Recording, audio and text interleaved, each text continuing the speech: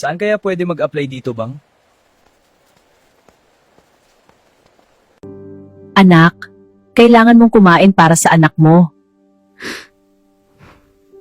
Ale, baka po kailangan nyo ng tagabuhat ng bigas, pwede po ako. Sige, bilang subok, buhatin mo itong bag na ito. Sige, tanggap ka na. Binuat mo yung bigas, magaling.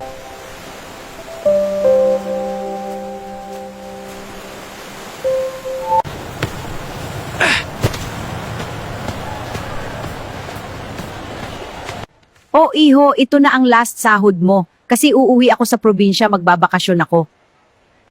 Akin na ang pera mo! Okay, ito na.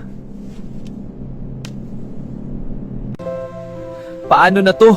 Wala akong pera, saan ako pupulutin nito?